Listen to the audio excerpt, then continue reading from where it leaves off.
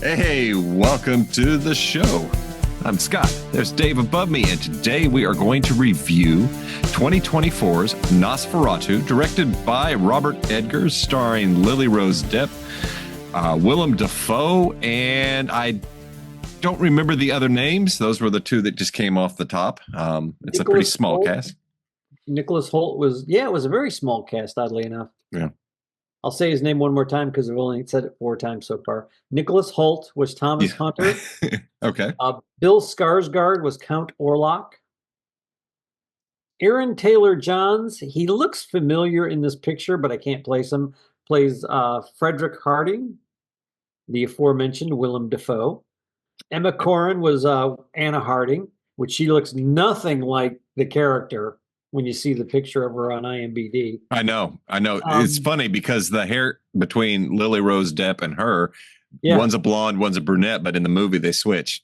Yeah, they go backwards. And this, I'm sorry, I hate me, call me sexist, but this picture that they have on IMDb of Lily Rose Depp does nothing for her.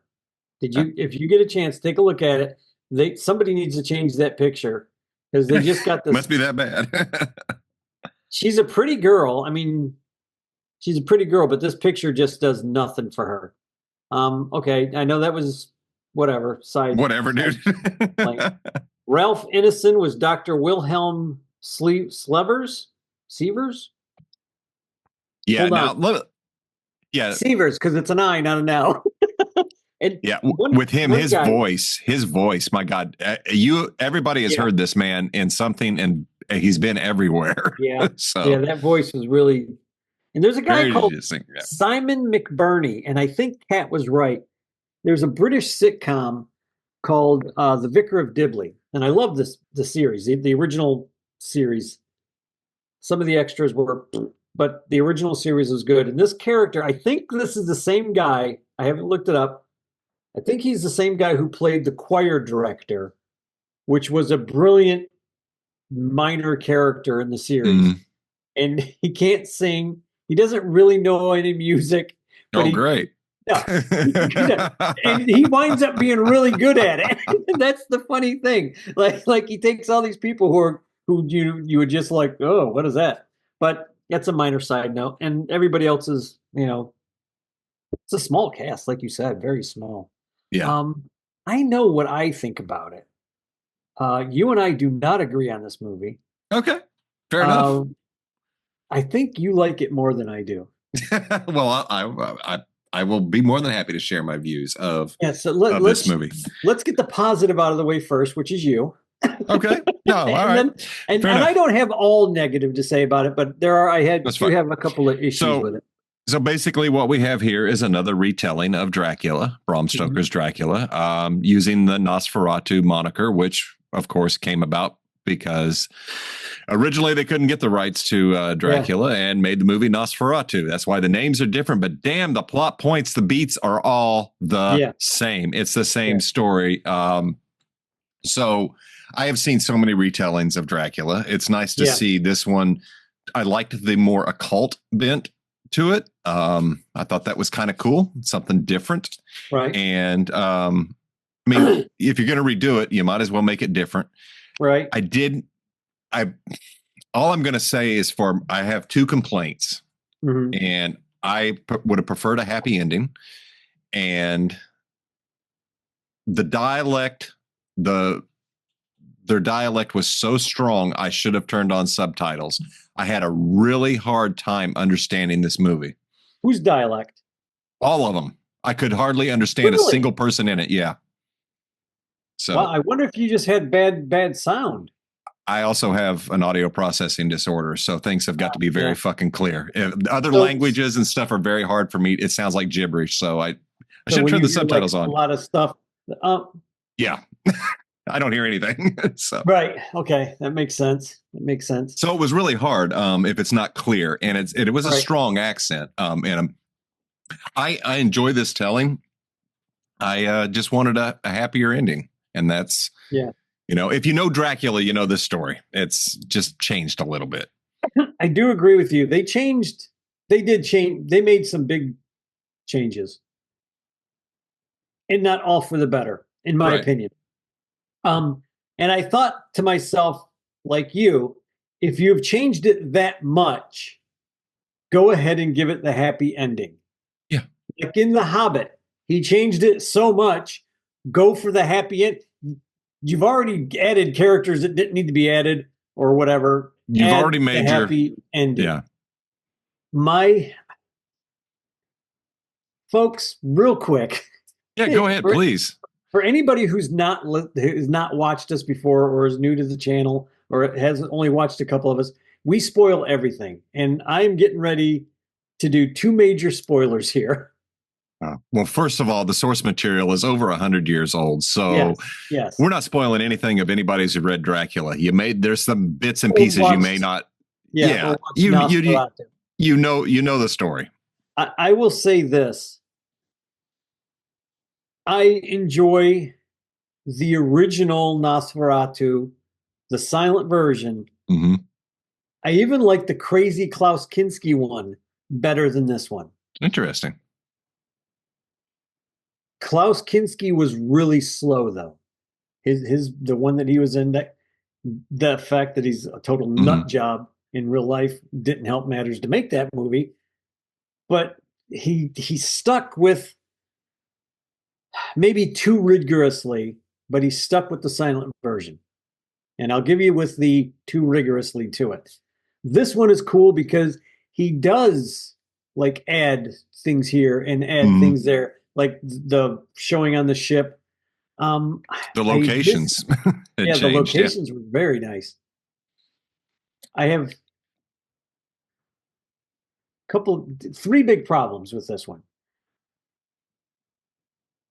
4 if you count the editing. Really? Okay. Yeah. I'll start with the editing. All right. This movie should have been about 30 to 45 minutes shorter. And I couldn't disagree more. In my opinion. I think every scene was dragged out way too long. It slowed the pacing down. I think where he wanted you to feel tension, I just felt annoyed by the time some of the scenes ended. It was just like, okay, you're dragging that scene out. Now, again, I almost feel like they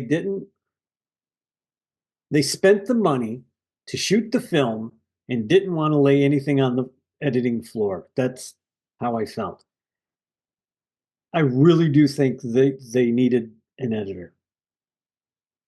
Well, let me speak on that since we rarely have big disagreements. I disagree completely. I thought the pacing was good. I felt I did not feel that I watched a 2-hour and 15-minute movie at all. It went by really quick. The shaky camera work and the long drawn out scenes, I felt achieved what his goal was, to give tension and unease and make you sick and make you feel that. Really? I felt all that. I thought that was purposeful and done well. And that's fine, because that's the beauty of a movie. Yeah. We can watch it and take something completely different from it. Now, I will say this. I need to say this about Robert Eggers. This is the second movie that I've watched to completion from him. I tried to watch The Witch when it came out, and I had a really hard time with it, again because of the dialect, speaking in old American 1600s. But it seemed like very slow pacing, very dragging. So I just stopped watching it. And then I watched recently The Northman, which is a Viking epic tale. It's like almost 3 hours long. So I caution you about watching it, because of this is Edgar's style. Stuff does drag. This is how he does it. I just happened to, when I watched The Northman, it clicked. When I watched this, it clicked. When I watched The Witch, it didn't. So I don't know, he definitely has a style, and it's very, very stylized, very unique. Right. I felt like the script needed to be worked on a little bit more.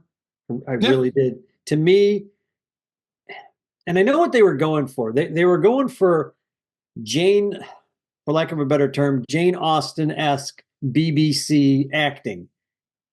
Yeah, I can see that. If you ever watch any of those, like Sense and Sensibility, the girls are all like da-da-da. That's done really well. I don't know if it was the actresses. I don't know if the actor. I don't know if it was the director.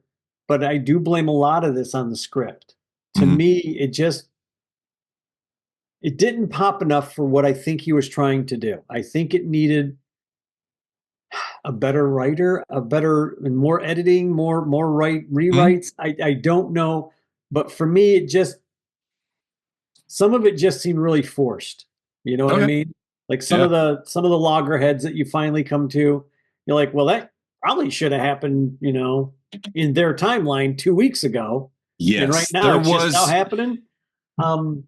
That's a fair point, because there were some times it was like, what? And then and it I get they changed the location. We're no longer dealing with London. We're a place in Germany, and he's traveling by horseback, not by train. And I didn't understand that. Like, how the hell did he get all the way back home before the vampire?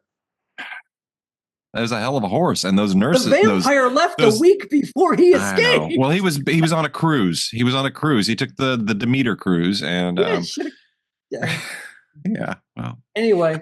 Well, that was okay. I'm glad they touched on the boat at least and did that.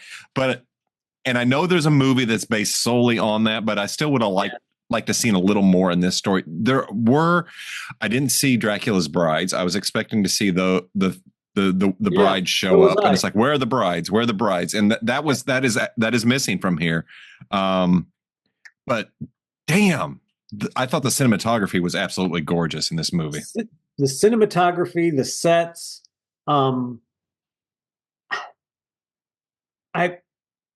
He was doing this thing, and I know why he did it. The color was very and that's his style as well. Laid back, almost, I don't want to say black and white, but very damn near. Almost pastel, not pastel. All the saturation is taken out. Saturation, thank you. That's the word. Everything's down. And I know why he did it, because at the end, even Kat pointed it out to me, and I was like, yeah, okay, I get it. But you're going to do that through the whole freaking movie? Mm-hmm. Yep. All his movies look like that. That is a thing. And I was like, okay, I didn't agree with that. I think he should have just did it all in black and white. And then when the guy died, the sun, then you would have had that big sunbeam come out. And to me, I would have went, oh, I get it. Got it. You know, big slap in the face. I would have understood that 100%. But as it is, Kat had to point that out to me and go, oh, look, after he's dead. I was like, oh, yeah, that makes sense. I said, I just wish he would have done it better. I don't know. Well, it's just little things. And maybe I'm hardcore old school, and that's what's bothering me. I don't know. No, you've been known to be that way. Yeah. But okay, I got that. The character design of Nosferatu was terrible. I've heard that, in my opinion. Now, granted, I know some people are going to just holler and go, no, you're wrong. That's fine. I get it. This could be somebody's favorite movie. I'm not going to belittle anybody. You like it better than me. Yeah. I'm not going to make fun of you at all. Well, I'll make fun of you, but for other reasons. I don't care. I liked it. You know, if you don't, you don't. You know, but that's what I mean. Like, but the character design, and I'm like, wow, I really don't like the design. He's got a mustache. I get it. They're trying to make him look like Vlad the Impaler a little bit. Didn't work.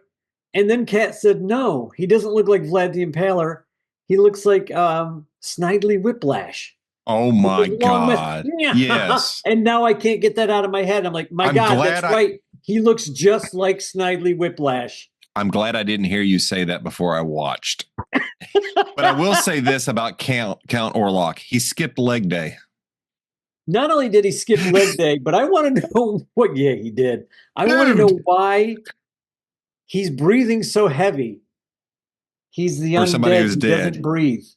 Yeah, he can't breathe anyway. Thank you. Why is he breathing? Because it was disturbing. Annoying. That wasn't character building. That was just freaking annoying. You know how you felt about what's his name? There's several. What's his name in Peggy Sue Got Married? Oh, Nicolas Cage. Oh my God, the worst part of the damn movie. Yes. You know how you felt about that?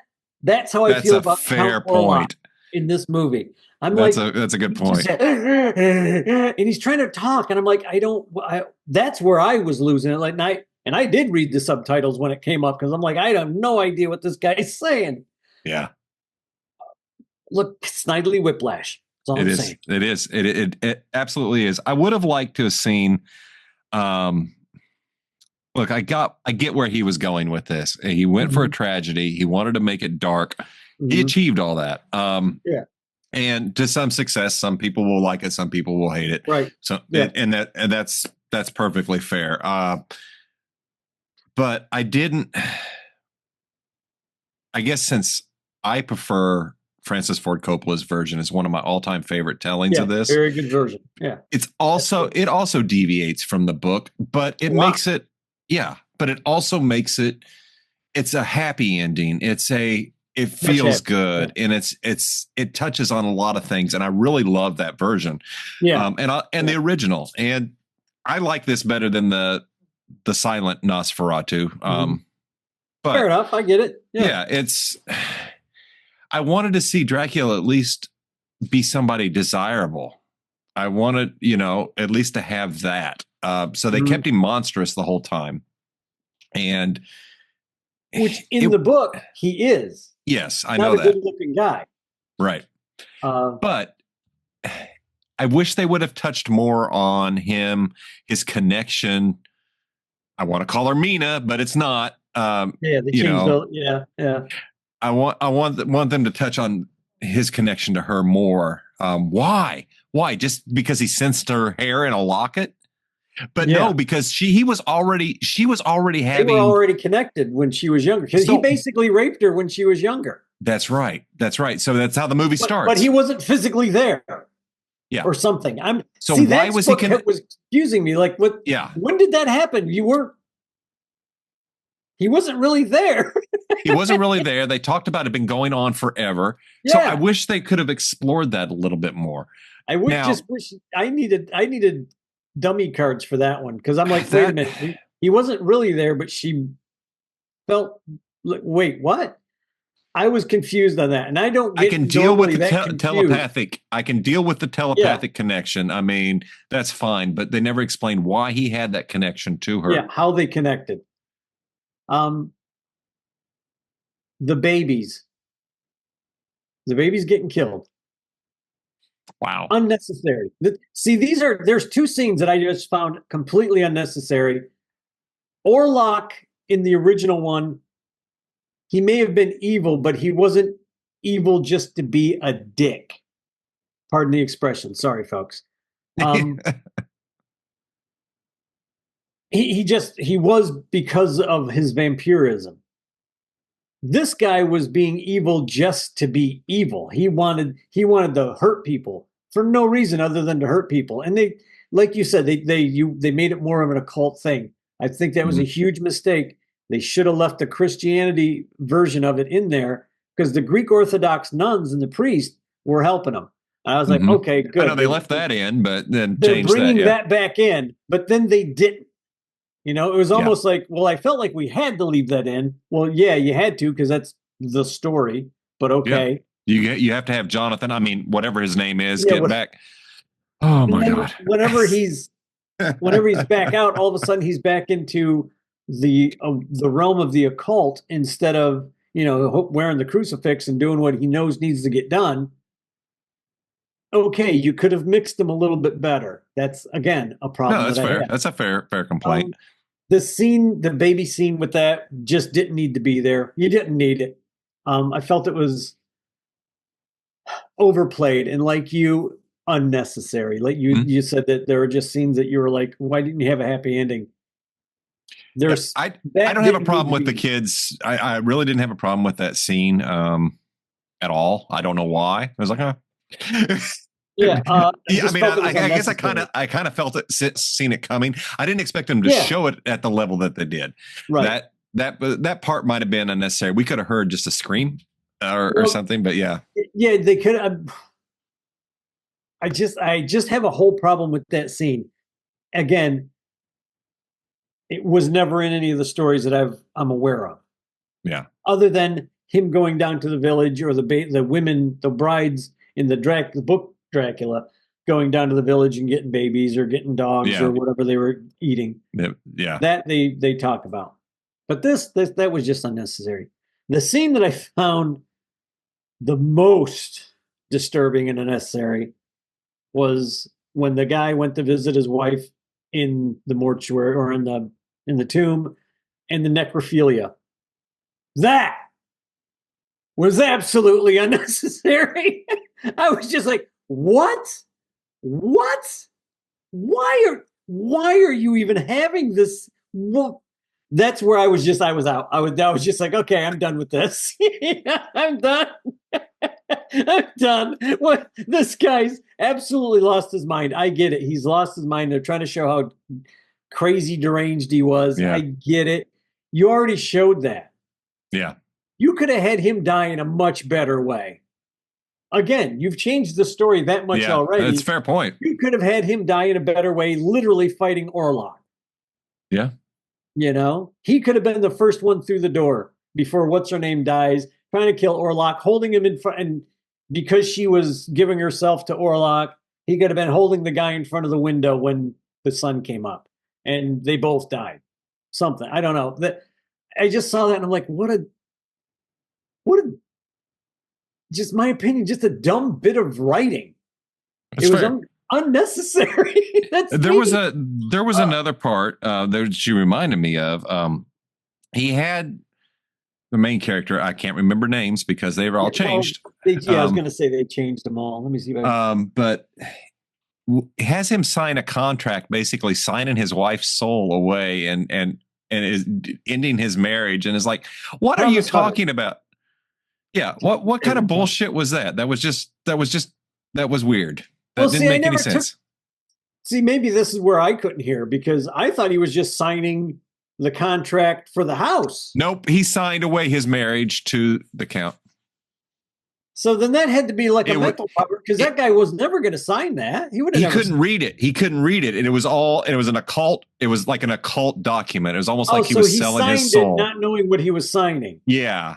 And that explains it. Okay. Because I thought it was all for the house. No, that's what I heard the Count because I was say. like, wait a minute, what? He's not buying and that's what what's his name thought. But later he comes back and says, you signed all this, and right. Yeah. See, that didn't make any sense to me. The whole time they're talking, I was like, what? Yeah. And then the sex scene for no reason. It's like, you are getting hunted down by the worst evil on the planet. Here, let's both get horny at the same time. No shit. No.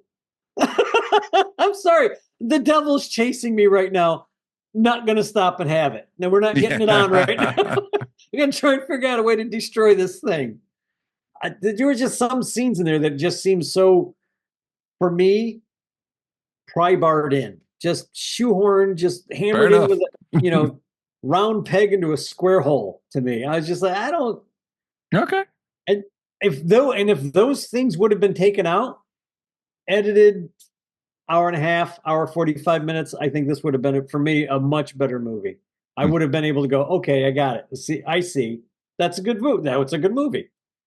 Just some of those scenes, I was just like, what? What? So, there you have it, folks. I say watch it. Dave says you can pass. So, I with a caveat, if you do like mood and setting, and you want to see how the saturation of colors is used. Oh, yeah.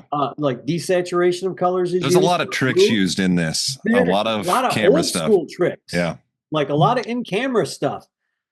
If you like that kind of stuff, then yeah, watch this movie. But it's a mild recommend for me. I mean, Fair. it's just because of the technical aspect of it that I would say watch it. I think Little Depp could have done better. I think she's a good enough actress to pull it off. I think it was just the script for me. Yeah.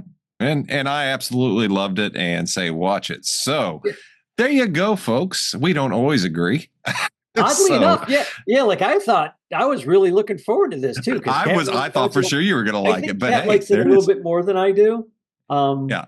But for me, I'm just like, I don't know that I'll ever watch it again. This one was one of those that after a few days of thinking about it, it's like, man, I really dug that movie. But after I finished it, it was like, I think I just wasted 2.5 hours or whatever. And it's like, okay. Right. And then I started thinking about it more. And if I leave a movie and I think about it for days later, then that movie did its job. It worked on me. Right. So if I forget about it, then it wasn't anything. So it's like, and there you go. Yeah. And like I said, there are good things about this movie. It's just not the movie. I don't know if it was just not the movie I was expecting, because I had heard people talk about it and they said, oh yeah, it was hyped up pretty big. Yeah. Nobody said anything about all the stuff that I hate or dislike about this movie. Nobody mentioned. So I am probably odd man out for a lot Of people. You're an outlier, which is fine. To let everybody know. Yeah, I am an outlier, evidently. But for me, yeah, the sets were beautiful. That crossroads scenes alone, I thought was just that was great. Perfect. Oh my God. It was so good. But why was he riding a horse? And then he lost his horse.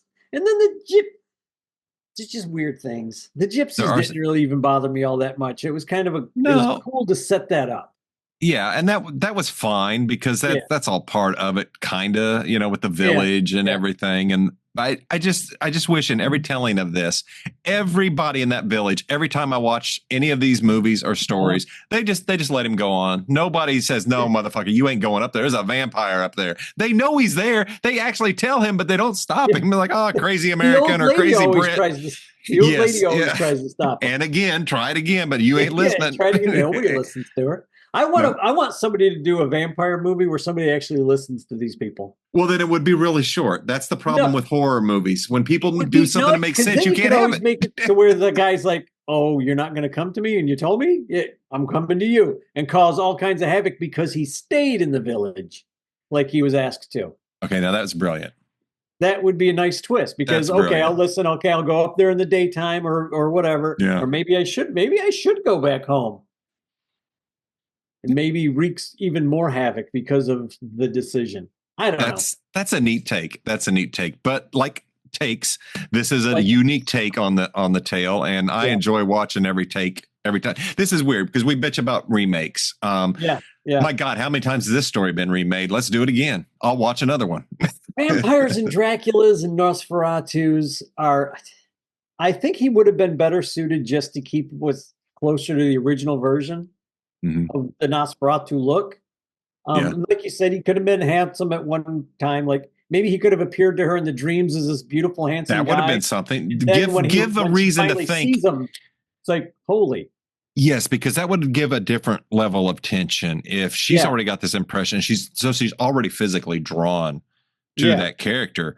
But here, you get no reason why she would be other than he's got some mind control. And I think it's more powerful if you see the character or a person actually go there on their own volition, not be coerced. Because now you start to say, wow, this guy's something like Gary Oldman, as the Count, had such charisma and such draw. And it was, even though he was weird, he was attractive and he had something about him. Something attractive about him. And he didn't skip leg day. No, he didn't. Folks, Count Orlok in the end scene has some chicken legs, and it's the funniest fucking thing I've ever seen. Sorry for the language. I think that's because of the sun. I don't care. It was funny. It's a funny image. He looks like a chicken. And I'm like, it's like a plucked rubber chicken laying across her, and it's like, oh my God. That's what it looked like. They just said we both looked at each other and said, shouldn't he be dust? Didn't he just been just because he's so old and whatever? Why is there anything left? Again, little problems that if they would have just taken 2 minutes to fix, I don't. Then again, this is fanfic coming from me. I'm looking at this, trying to fix it as a fan of the character. Well, but before I completely wrap, I forgot to mention I did love Willem Dafoe as the Van Helsing character. Willem Dafoe was the saving grace as far as I'm concerned for this movie. If you're a fan of Willem Dafoe, watch the movie because he's very good. It shows up, it gets interesting. I just wish it could have been more interesting. That's a fair point. I liked his quirkiness. It was kind of like how Anthony Hopkins played the character too, a little crazy, and I liked that. Yeah, it was a good choice on that. Yeah, so and I just wish everybody would have worked harder to keep up with Dafoe.